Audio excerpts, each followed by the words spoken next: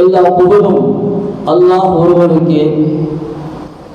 ஸலாத்தும் ஸலாமும் எம்பெருமானார் ரசூலுல்லாஹி ஸல்லல்லாஹு அலைஹி வஸல்லம் அவர்கள் மீதும், அன்னவர்களை பின்பற்றி வாழ்ந்த சத்திய சஹாபாக்கள், தாபிஈன்கள், நாதாக்கள், நல்லவர்கள், இங்கே குழுமிருக்கின்ற நம் அனைவர்கள் மீதும் அல்லாஹுவின் ஸலாத்தும் ஸலாமும் நிறைவாக நின்று நிலவட்டுமாக. இந்த இனிய விழாவின் தலைவராக வீற்றிருக்கின்ற தமிழகத்தின் மூத்த ஆலிம் பெருந்தகைகளில் ஒருவரான ஜாமியாவின் சிறந்த முதல்வராக சிறப்போடு இக்கல்லூரியை நடாத்தி வருகின்ற கண்ணியத்திற்கும் பெருமதிப்பிற்கும் உண்டான ஹஜ்ரத் அவர்களே, முன்னிலை வகிக்கின்ற நிர்வாக பெருமக்களே, ஜாமியாவின் பேராசிரியர் பெருந்தகைகளே, நீலூர் நெய்வாசல் ஜமாத்தை சார்ந்த பெரியோர்களே, தாய்மார்களே, மாணவ கண்மணிகளே, எனக்கு முன்னால் பேசிய ஜாமியாவின் முதல்வர் அவர்கள் நமது மீனாள் நிகழ்ச்சியை இங்கே இல்லாவிட்டாலும் உலகம் முழுவதும் ஆங்காங்கே இருக்கின்ற தமிழ் மூல முஸ்லிம்கள் கவனிக்கிறார்கள் என்ற ஒரு செய்தியை பதிவு செய்தார்கள். அது 100க்கு 100 உண்மை என்பதிலே சந்தேகமில்லை. எந்த அளவுக்கு கவனிக்கிறார்கள் என்றால், நான் பல ஆண்டுகளுக்கு முன்னால் இதே மேடையில் மீலாது விழாவில் ஒரு தலைப்பில் பேசினேன். என்னை பல ஆலிம்கள் என்னை சந்திக்கின்ற பொழுது என் பெயரை சொல்லி அவர்கள் பேசுகிறார்களோ இல்லையோ, என் பெயரை சொல்லி அவர்கள் என்னை அழைக்கிறார்களோ இல்லையோ, நான் முதல் தடவையாக பேசிய தலைப்பை சொல்லி அழைப்பார்கள், சையிதுல் கௌமி ஹாதிமுன். அந்த தலைப்பை அவ்வப்போது எனக்கு நினைவுபடுத்துகின்ற அந்த ஒரு வாய்ப்பாக இந்த மிஸ்பால் ஹுதாவின் மீலாது விழா இருக்கிறது என்பதை நாம் நினைக்கின்ற பொழுது பெருமையாக இருக்கிறது. இதை நடத்துகின்ற நிர்வாக பெருமக்கள், உஸ்தாதுமார்கள், ஜமாத்தார்கள் அனைவருக்கும் அல்லாஹு தாலா நிறைவான கூலியை இருவுலகத்திலும் தந்தல்வானாக. கண்ணியமானவர்களே, இந்த தலைப்பு ஈட்டி முனையிலும் ஈமானை இழக்காதவர்கள். ஒரு அற்புதமான தலைப்பு, விரிவாக விவரமாக பேச வேண்டிய காலத்தின் கட்டாயத்தில் உள்ள தலைப்பு. இன்றைக்கு ஒரு மனிதன் இன்னொரு மனிதனை எதை அடிப்படையாக வைத்து எடை போடுகிறான்? இன்றைக்கு நமது நடைமுறையிலே ஒரு மனிதனை அவன் வைத்திருக்கின்ற பொருளாதாரத்தை வைத்து எடை போடுகிறோம். அவனுடைய பிள்ளைகள், குடும்ப பாரம்பரியம், செல்வாக்கு, இதை வைத்து ஒரு மனிதனை கணிக்கிறோம். ஆனால் உண்மையில் ஒரு மனிதனை எதை அடிப்படையாக வைத்து கவனிக்க வேண்டும் என்பதை கதாதா ரலியல்லாஹு அற்புதமாக சொல்கிறார்கள். லா தஅதபிரு நாஸ பி அம்வாலிஹிம் வ அவுலாதிஹிம். ஒரு மனிதனை அவனிடத்தில் இருக்கின்ற செல்வத்தை அடிப்படையாக வைத்தோ, அவனுடைய மக்கள் செல்வாக்கை அடிப்படையாக வைத்தோ நீங்கள் கவனிக்காதீர்கள். செல்வம் வேண்டும், மக்கள் செல்வம் வேண்டும், பொருளாதாரம் வேண்டும், ஆனால் அதுவே ஒரு மனிதனுக்குண்டான அடிப்படையாக மாறிவிடக்கூடாது. வஅதபிரு அன்னாஸ பில் ஈமானி வல் அமலி ஸாலிஹ். அந்த பொருளாதாரத்தோடு அவனுக்கு சரியான ஈமான் இருக்கிறதா, நல் அமல் இருக்கிறதா என்பதை அடிப்படையாக வைத்து நீங்கள் அந்த மனிதனை எடை போடுங்கள் என்றார்கள். அப்படி என்றால் நாம் இந்த உலகத்திலே கண்ணியமாக வாழ வேண்டும், இந்த உலகத்துக்கு பிறகு மறு உலகத்திலும் கண்ணியமாக வாழ வேண்டுமேயானால் அடிப்படை ஈமானும் நம்மிடத்தில் இருக்கின்ற அமலை சாலி நல்ல அமல்கள் தான். ஏனென்றால் தஃசீர்களிலே பதிவு செய்வார்கள், ஜரீர் இப்னு அப்துல்லா ரலியல்லாஹு தஆலா அறிவிக்கின்ற ஒரு ஹதீஸ், சூரத்து அன்ஆமுடைய 82வது வசனத்திலே இந்த செய்தியை எல்லா தஃசீர்களிலும் பதிவு செய்வார்கள். ஜரீர் இப்னு அப்துல்லா ரலியல்லாஹு சொல்கிறார்கள், நாங்களும் பெருமானார் ரசூலுல்லாஹி ஸல்லல்லாஹு அலைஹி அவர்களும் மதீனாவை விட்டு ஒதுக்குப்புறமாக நபியோடு பேசிக் கொண்டிருக்கிறோம். தூரத்தில் ஒரு மனிதர் வருகிறார். பெருமானார் சொன்னார்கள், எங்களை பார்த்து தோழர்களே, தூரத்தில் ஒரு மனிதர் ஒட்டகத்தில் வருகிறார், அவர் நம்மை நோக்கித்தான் வந்து கொண்டிருக்கிறார், சற்று பக்கத்திலே சென்று பாருங்கள். 2 சஹாபாக்கள் செல்கிறார்கள், அழைத்து வருகிறார்கள். பெருமானார் கேட்டாங்க, மின் ஐன அக்பல்த, தோழரே நீ எங்கிருந்து வருகின்றீர்கள், எவ்வளவு பயணத்தில் வருகின்றீர்கள், எங்கிருந்து வருகின்றீர்கள்? அந்த தோழர் சொன்னார், மின் அஹ்லி வ அஷீரதி வ மாலி, என்னுடைய குடும்பம், என்னுடைய உறவுகள், என்னுடைய பிள்ளைகள், என்னுடைய பொருளாதாரம் அத்தனையும் விட்டு விட்டு நான் வருகிறேன். பெருமானார் கேட்டது, எங்கிருந்து வந்தீங்க? இவர் சொல்ற பதில், நான் என்னுடைய மனைவி மக்கள், என்னுடைய குடும்பங்கள், என்னுடைய செல்வம் அத்தனையும் விட்டு விட்டு வருகிறேன். அடுத்து பெருமானார் கேட்டார்கள், ஐன துரீது, என்ன விஷயமாக வந்திருக்கிறீர்கள்? குடும்பத்தை விட்டுவிட்டு, மனைவியை விட்டுவிட்டு, மக்களை விட்டுவிட்டு, பொருளாதாரத்தை விட்டுவிட்டு வருகின்றீர்களே, வருவதின் நோக்கம் என்னவென்று கேட்டார்கள். அந்த தோழர் சொன்னார், உரீது ரசூலுல்லாஹி ஸல்லல்லாஹு அலைஹி வஸல்லம், ஒருவர் தன்னை ரசூல் என்று சொல்லிக் கொண்டிருக்கிறார், அவரை நான் சந்திக்க வேண்டும் என்று கேட்கிறார்கள். பக்கத்தில் இருந்த ரசூலுல்லாஹ் சொன்னாங்க, கது அசப்த, நீங்கள் யாரை சந்திக்க வேண்டும் என்ற நோக்கத்திலே குடும்பத்தை விட்டுவிட்டு வந்திருக்கின்றீர்களோ அது சரியான இடத்துக்கு வந்துட்டீங்க, கது அசப்தன்றாங்க. அவருக்கு ரொம்ப சந்தோஷம். யாரை தேடி போகிறாரோ அவரே நம்மளை விசாரிக்கின்ற பொழுது நமக்கு நோக்கம் இலகுவாக நிறைவேறுகிறது. சந்தோஷப்பட்டாங்க. அடுத்த கேள்வி கேட்டார், நீங்கள் தான் நான் தேடி வந்த முஹம்மதா? ஆமாம். அப்படி என்றால் அல்லிம்னி மல் ஈமான், எனக்கு ஈமான் என்றால் என்ன என்று கற்றுக் கொடுங்கள். எடுத்த கேள்வி அதுதான். பிள்ளைகளை விட்டுவிட்டு, குடும்பத்தை விட்டுவிட்டு, பொருள்களை விட்டுவிட்டு தூரத்திலிருந்து பயணித்து வருகிறார். வந்தவுடன் தன் நோக்கம் நிறைவேறுவதை எதிர்பார்த்த அந்த சஹாபி கேட்கிறாங்க, அல்லிம்னி மல் ஈமான், அல்லாஹ்வின் தூதரே ஈமான் என்றால் என்ன எனக்கு கற்றுக் கொடுங்க. ஸல்லல்லாஹு அலைஹி வஸல்லம் ஈமானை சொல்றாங்க. தஷ்ஹது அல்லா இலாஹ இல்லல்லாஹ் வ அன்ன முஹம்மத ரசூலுல்லாஹ் வ துகீமுஸ் ஸலா வ துஉதி ஸகாத் தஸூமு ரமலான் தஹஜ்ஜுல் பைத் எல்லாம் சொல்றாங்க. என்ன நடந்துச்சு தெரியுங்களா? ஒட்டகத்தில் அமர்ந்திருந்து இந்த செய்தியை கேட்டுக்கொண்டிருந்த அந்த நபர் ஏதோ திடீரென ஒட்டகம் மிரளுகிறது, ஒட்டகம் தடுமாறுகிறது. தடுமாறி மிரண்டு ஒட்டகத்தின் ஒரு கால் அங்கு இருக்கக்கூடிய ஒரு குழிக்குள்ளே சிக்கிக் கொண்டு அந்த குதிரை குலுங்குகிறது. அந்த குழுக்களிலே ஒட்டகத்தின் மேலிருந்து அந்த தோழர் கீழே விழுந்து விடுகிறார். விழுந்த கொஞ்ச நேரத்தில் அம்மார் இப்னு யாசிர் ரலியல்லாஹு அவர்களையும் ஹுதைஃபா ரலியல்லாஹு அவர்களையும் பெருமானார் சொன்னார்கள், சீக்கிரமாக சென்று அந்த தோழரை தூக்குங்கள். வேகமா போய் தூக்குறாங்க. அந்த 2 சஹாபாக்கள் சொன்னாங்க, குபிலர் ரஜுல், அல்லாஹ்வின் தூதரே இந்த தோழர் மரணித்து விட்டார். வந்தார், ஈமானை கேட்டார், கற்றுக்கொண்டார், கலிமாவையும் சொன்னார். அடுத்த நிமிடம் எந்த அமலையும் செய்யவில்லை. ஒட்டகத்தின் கால் ஒரு குழிக்குள்ளே சிக்கிக் கொண்டது. தடுமாற்றத்திலே கீழே விழுந்தார். தலையிலே நன்கு அடிபட்டது. குபிலர் ரஜுல் யா ரசூலல்லாஹ், அல்லாஹ்வின் தூதரே அவர் மரணம் அடைஞ்சிட்டார்.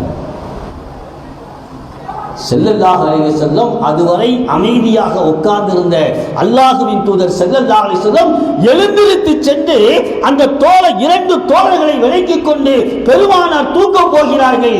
தூக்குவதற்கு நெருங்கிவிட்ட பெருமானார் ஸல்லல்லாஹு அலைஹி வஸல்லம் தூக்காமல் அப்படியே வந்து விடுகிறார்கள். சஹாபாக்களுக்கு ஆச்சரியம். வந்திருக்கிறார், ஈமான் கொண்டார், அடுத்த நிமிடம் மரணித்து விட்டார். சஹாபாக்கள் தூக்குகிறார்கள், பெருமானாரும் தூக்கச் செல்கிறார்கள். தூக்கச் சென்ற பெருமானார் ஸல்லல்லாஹு அலைஹி வஸல்லம் ஏன் விட்டுவிட்டு அந்த தோழர்களையும் விட்டு விடுங்கள் என்று சொல்லிவிட்டு ஒதுங்கி வருகிறார்களே, என்ன நடந்தது? பெருமானாருக்கு என்ன காட்டப்பட்டது?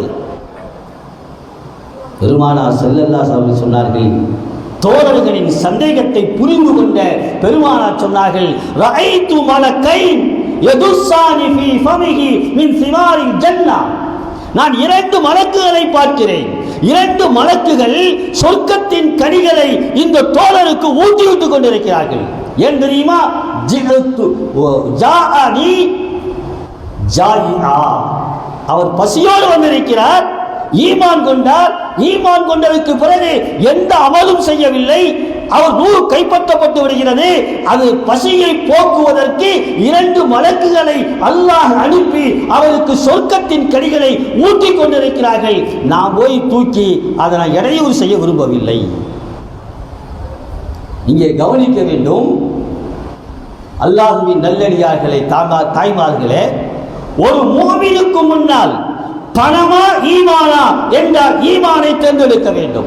பதவியா ஈமானா என்றால் ஈமானை தேர்ந்தெடுக்க வேண்டும். உயிரா ஈமானா என்றால் ஈமானை தேர்ந்தெடுக்க வேண்டும். ஈமானுக்கு முன்னால் பணமோ பதவியோ செல்வாக்கோ அதிகாரமோ உயிரோ ஒன்றுமில்லை. ஈமான் ஈமான் என்ற அந்த வாழ்க்கை தான் அன்றைக்கு சஹாபாக்களை, உலகத்துக்கு முன்னால் முன்னோர்களை, சாலிஹீன்களை எல்லோரையும் தலை நிமிர்ந்து வாழ வைத்தது. தலை நிமிர்ந்து வாழ வைத்தது. ஆனால் இன்றைக்கு ஈமானா பதவி என்றால் பதவியை நாடுகின்ற சமுதாயம், ஈமானா செல்வாக்கா என்றால் செல்வாக்கை தேர்ந்தெடுக்கின்ற சமுதாயம், ஈமானா உயிரா என்றால் உயிரை தேர்ந்தெடுக்கின்ற சமுதாயம். அதனால் இன்றைக்கு உலக அரங்கிலே ஒரு பின்னடைவை சந்தித்திருக்கிறோம். ஒன்றை சொல்லட்டுமா கண்ணியமானவர்களே, இப்னு மஸ்ஊத் ரலியல்லாஹு சொல்வார்கள், பெருமானாருடைய ஹதீஸும் அந்த கருத்தை வலியுறுத்துகிறது. இன்னல்லாஹ யுத்தி அத்-துன்யா மை யுஹிப்பு வலா யுஹிப்பு. அல்லாஹ் இந்த துன்யாவை தன் விரும்புவர்களுக்கும் கொடுப்பான், விரும்பாதவர்களுக்கும் கொடுப்பான். ஆனால் ஈமானை யாருக்கு விரும்புகிறானோ அவர்களுக்கு கொடுப்பான். ஆனா நமக்கெல்லாம் அல்லாஹ் கொடுத்திருக்கிறான், ஈமானை கொடுத்திருக்கிறான். ஆனால் அந்த ஈமான் பாதுகாக்கப்படுகிறதா? அந்த தோழர் வந்தவனே மௌத்தா போனார்கள்ல, மலக்குமார்கள் சொர்க்கத்தின் கனிகளை ஊட்டுகிறார் என்று சொன்னார்களா இல்லையா? அந்த நேரத்தில் ஸல்லல்லாஹு சொன்ன ஆயத்து என்ன தெரியுமா? அந்த சூரத்து அன்ஆமுடைய 82வது ஆயத்தை ஓதி காட்டினார்கள். ஈமான் கொண்டு அந்த ஈமானிலே சிறுக்கை கலக்காத மக்கள் இருக்கிறார்களே, அவர்களுக்கு நேர்வழி பெற்றவர்கள், அவர்களுக்கு அமுனி என்கின்ற சோனம் இருக்கிறது. வரலாற்றில் ஒரு செய்தி இன்றைக்கு 40-50 வயதை கடந்தவர்களுக்கு தெரியும். உமர் முக்தார், அசது சஹரா, பாலைவன சிங்கம் என்ற உமர் முக்தார் தன் நாடு லிபியாவை கட்டி காப்பதற்கு, லிபியாவுடைய கண்ணியத்தை, மானத்தை, மரியாதையை காப்பதற்காக 70 வயதை கடந்தும் அசது சஹரா, காலைவன சிங்கம் என்று இத்தாலிய படைகளுக்கு முன்னால் வீரமாக கர்ஜித்து மரணித்து போனவர் தான் உமர் முக்தார். அவரை பற்றி அவருடைய வாழ்க்கை படமாக எடுக்கப்பட்டது, சினிமாவாக எடுக்கப்பட்டது. அதில் நடித்தவர் யார் தெரியுமா? பாலிவுட் நடிகர் அந்தோனி குயின். அந்த நடிகர் சொல்கிறார், அந்தோனி குயின் சொல்கிறார், உமர் முக்தாருடைய வரலாறை படமாக எடுக்கின்ற அந்த நேரத்தில் அதில் உமர் முக்தாராக நடிப்பதற்கு நான் தேர்வு செய்யப்பட்டேன். அப்படி தேர்வு செய்யப்பட்ட நான் அவருடைய வரலாறை படித்தேன். அவரால் வரலாறை படித்தேன். தாய்மார்கள் கவனிக்க வேண்டும். உமர் முக்தார் இன்றைக்கு நெட்ல தண்டினா வரும், அந்த படமே இருக்கு, அவருடைய வாழ்க்கை வரலாறு இருக்கு. தமிழ்ல இருக்கு, அரபியில இருக்கு, ஆங்கிலத்தில் இருக்கு, எல்லா மொழிகளிலும் இருக்கு. அவர் சொல்கிறார், அந்த படத்தில் உமர் முக்தாராக நான் நடிக்க வேண்டும். அதற்கு முன்னால் அந்த உமர் முக்தாருடைய வரலாறை படிக்க ஆரம்பித்தேன். படித்துவிட்டு சொல்கிறார், உமர் முக்தார் அவருடைய ஈமானிய கொள்கையை பார்த்து நான் வியந்து போனேன். அவருடைய ஈமானுடைய கொள்கையை அந்த எவ்வளவு உறுதியாக இருந்தார் என்பதை பார்த்து வியந்து போனேன் என்பது மட்டுமல்ல, 70 வயதை கடந்து பாலைவன சிங்கமாக இத்தாலிய படைகளை எதிர்த்து தனித்து நின்று வீரமாக கர்ஜித்து மரணித்து போன ஷஹீதான அந்த உமர் முக்தாரின் உள்ளத்திலே அந்த ஈமானை புகுத்திய முகமது எப்படிப்பட்டவர், அந்த முகமது எப்படிப்பட்டவர் சொல்கிறார். நான் உமர் முக்தாரை பார்த்து வியந்து போன என்ன தெரியுமா, அவர் இத்தாலிய படைகள் கைது செய்து தூக்கில் போடுவதற்கு தயாராகிறார்கள். அதற்கு முன்னால் நிருபர்கள் பேட்டி கேட்கிறாங்க. நிருபர்கள்லாம் போய் என்ன சொல்றீங்க, 72 வயதை கடந்து லிபியா தன் சொந்த நாட்டுக்காக இத்தாலிய படைகளை எதிர்த்து போரிட்டு இன்றைக்கு உங்களை கைதியாக பிடிக்கப்பட்டு உங்களின் அத்தனை முயற்சிகளும் வீணாகி போய்விட்டது, அத்தனை தியாகங்களும் வீணாகி போய்விட்டது, தூக்கில் போட போறாங்க, என்ன சொல்றீங்கன்னு கேட்டாங்க. அந்த 70 வயதை கடந்த பாலைவன சிங்கம் உமர் முக்தாருடைய நாவில் இருந்து வந்த வார்த்தை என்ன தெரியுமா, இந்த இளைய சமுதாயம் பெண்கள் இந்த வார்த்தையை உன்னிப்பாக கவனித்து மனதிலே ஆழமாக பதித்து சிந்திக்க வேண்டிய வார்த்தை. என்ன சொன்னார்கள் தெரியுமா, இன் கஸ்ஸரல் மிதுஃபா உஸ்ஸைஃபி ஃபலை யுகஸ்ஸிருல் பாத்திலு ஹக்கி. அற்புதமான வார்த்தை. இந்த உலகத்தில் இருக்கிற 200 முஸ்லிம்களுக்கு சொல்லப்பட்ட வார்த்தை, இஸ்லாத்தை துச்சமான மதிக்கின்ற எதிர்க்கின்றவர்களுக்கு சொல்லப்பட்ட வார்த்தை. என்ன சொன்னார்கள், இன் கஸ்ஸரல் மிதுஃபா உஸ்ஸைஃபி. நாங்கள் எல்லாம் சாதாரண வாளை வைத்து போராடி கொண்டிருக்கிறோம், இத்தாலிய படைகளத்திலே பீரங்கிகள் இருக்கிறது, நவீன ஆயுதங்கள் இருக்கிறது, அந்த பீரங்கிகள் நவீன ஆயுதங்கள் எங்கள் கையில் இருக்கின்ற சாதாரண இரும்பாலான வாள்களை சுக்குநூறாக உடைக்கலாம், சுக்குநூறாக உடைக்கலாம். ஆனால் நான் எந்த சத்தியத்தில் இருக்கிறோனோ, நாங்கள் எந்த சத்தியத்திற்காக ஈமானுக்காக போராடுகிறோமோ அந்த சத்தியத்தை, அந்த ஈமானை இத்தாலிய படைகளின் பாத்தில் அந்த பொய் அழித்து விட முடியாது, நொறுக்கி விட முடியாது. எங்கள் ஆயுதங்களை நொறுக்கலாம், எங்களுடைய உடைகளை நொறுக்கலாம், எங்கள் உயிரை துச்சமாக அவர்கள் மறிக்க செய்யலாம், ஆனால் எங்கள் கல்வியில் இருக்கக்கூடிய ஈமானை ஒருவனாலும் ஒன்று செய்ய முடியும். சொன்ன வார்த்தை. இன்னும் சற்று நிமிடத்தில் தூக்கில் போட போகிறார்கள். வரலாற்றில் எழுதுகிறார்கள், தூக்கு கயிறை முத்தமிடுகின்ற அந்த நேரத்தில் உமர் முக்தாருடைய நாவிலிருந்து வந்த வார்த்தை என்ன தெரியுமா, அற்புதமாக ஓதுகிறார்கள், யா ஐயத்துஹன் நஃப்ஸுல் முத்மஇன்னா இர்ஜிஇ இலா ரப்பிகி ராலியத்தன் மர்லியா. இந்த ஆயத்தை ஓதித்தான் அவருடைய கழுத்துல தூக்கு மயிர் மாட்டப்படுது. அப்படி என்றால் 70 வயதை கடந்தவர் துப்பாக்கி முனையிலே நிறுத்தப்பட்ட போது கூட தன் சத்திய கொள்கையை, ஈமானை விட்டுக் கொடுக்காமல் இந்த 200 கோடி மக்களுக்கு செய்தியை சொல்லிவிட்டு போயிருக்கிறார். அவர் சொல்றார், தாய்மார்கள் கவனிக்கணும், வரலாற்று எழுதுறாங்க, இத்தாலிய படைகளை நவீன ஆயுதங்களுக்கு முன்னால் சாதாரண வாள்களை வைத்து போரிட்ட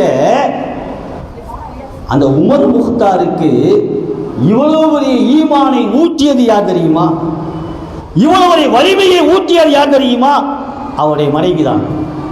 ஒரு ஆணின் வெற்றிக்கு பின்னால் ஒரு மனைவி பெண் இருப்பாள் என்பதற்கு யதார்த்தமான நிதர்சனமான உண்மை உமர் முக்தாருடைய வாழ்க்கை. உமர் முக்தாருடைய மனைவி மரணித்து போகிறார்கள், மௌத்தாகிறார்கள். அந்த நேரத்திலே உமர் முக்தார் தேம்பி தேம்பி அழுகிறார்கள், தேம்பி தேம்பி அழுகிறாங்க. சுத்தி இருந்த தோழர்கள் எல்லாம் கேட்டாங்க, என்ன இப்படி அழுகிறீங்க சின்ன பிள்ளை மாதிரி?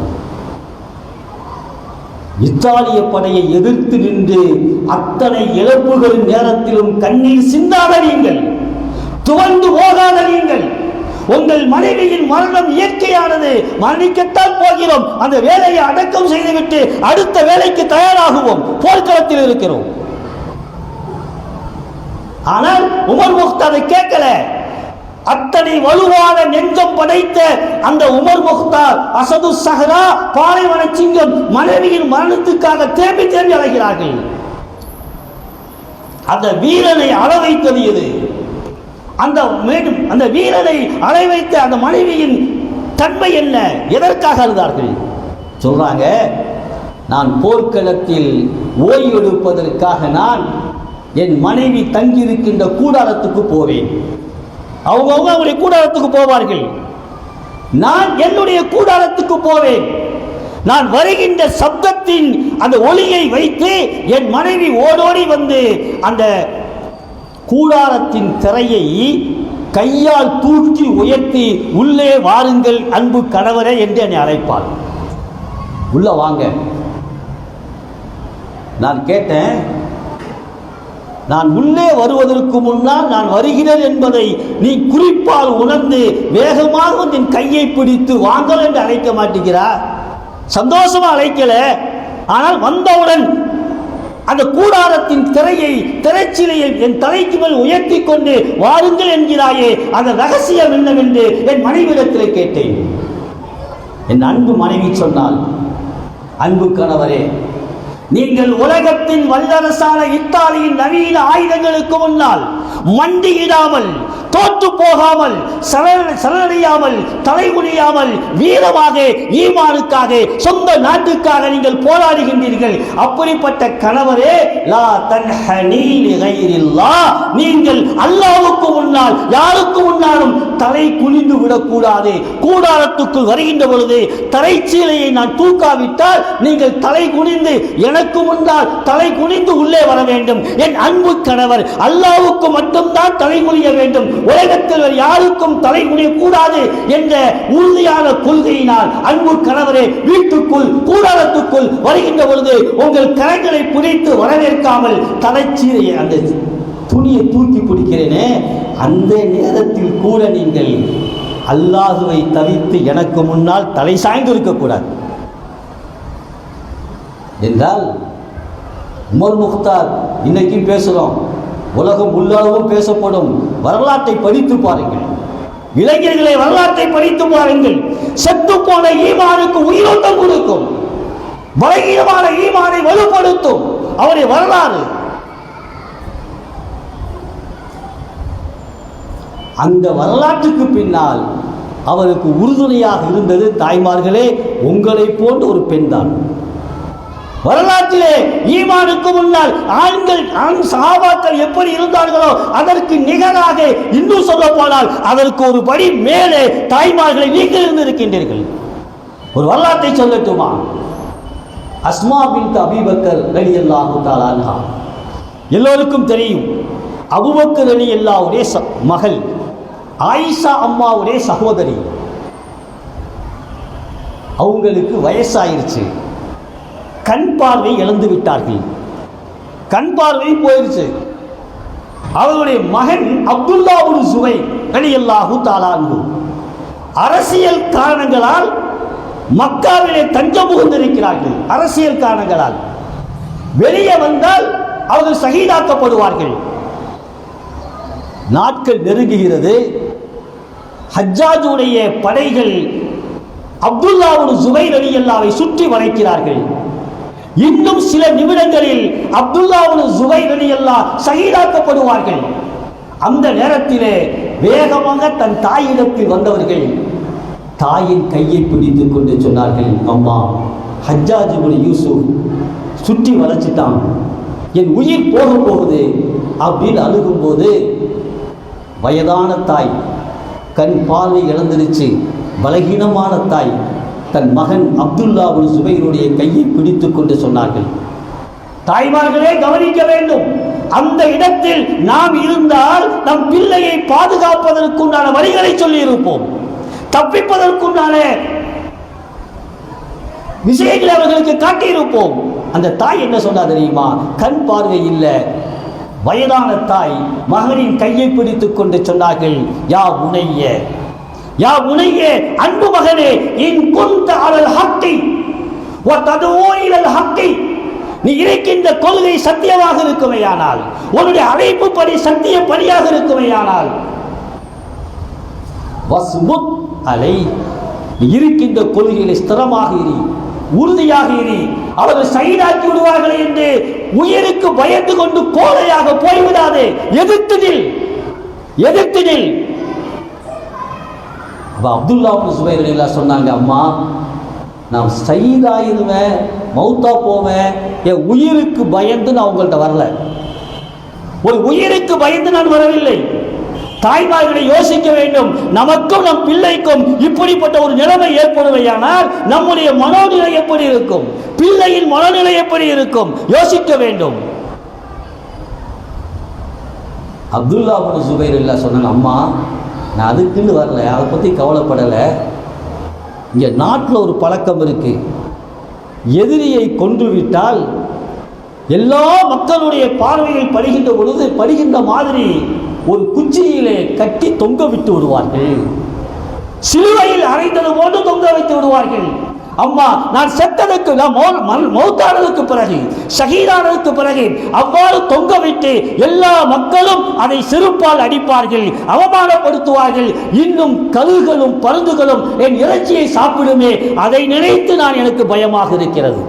நான் ஷஹீதாகுவதற்கு பயமாக இல்லை, ஷஹீதானதுக்கு பிறகு என் உடலை இப்படியெல்லாம் கேவலப்படுத்துவார்களே, அதை கண்டு நான் பயப்படுகிறேன்.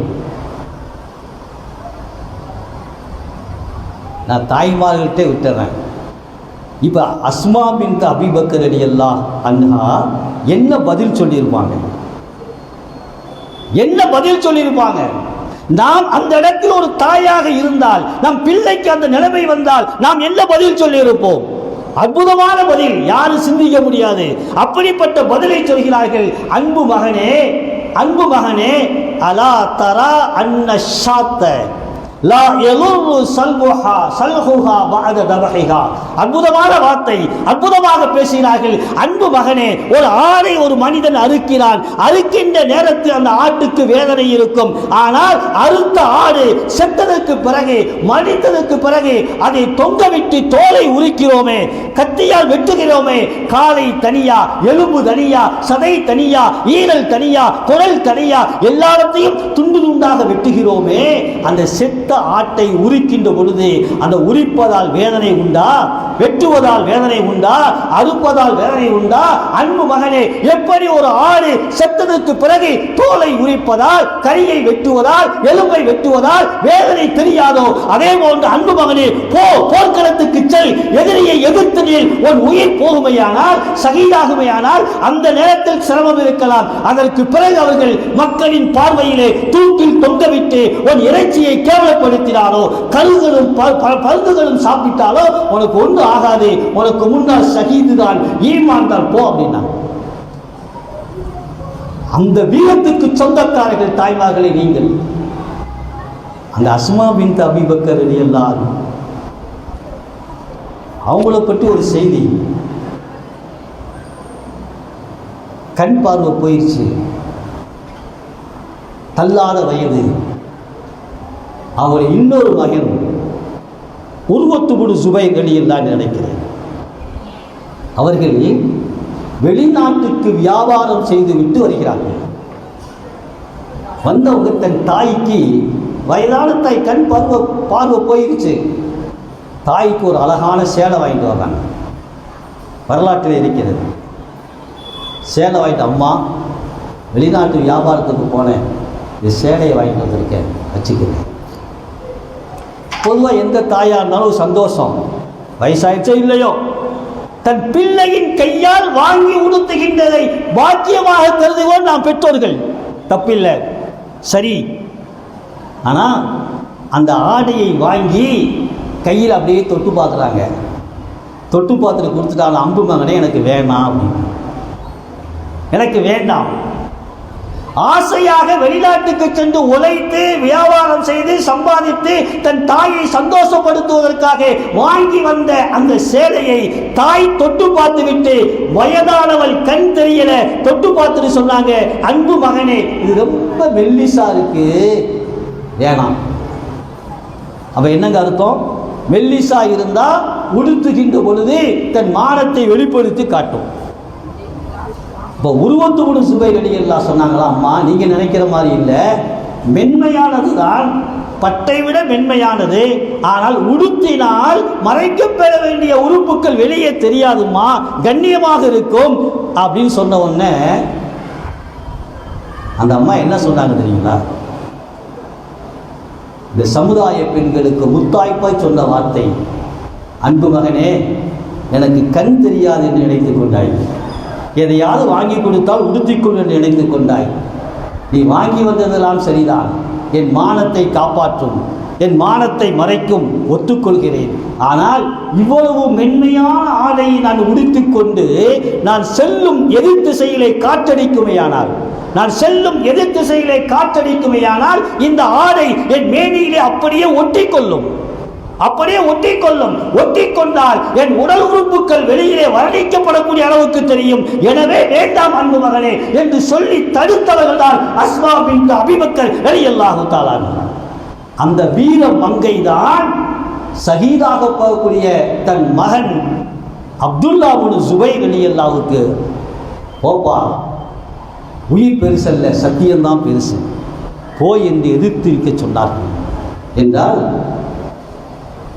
அனைத்துக்கும் முன்னாலும் ஈமானை முன்னிறுத்துகின்ற அந்த பக்குவத்தை நாம் பெற்றாக வேண்டும். இன்றைக்கு ஈமான் எப்படியெல்லாம் பறிபோகுது.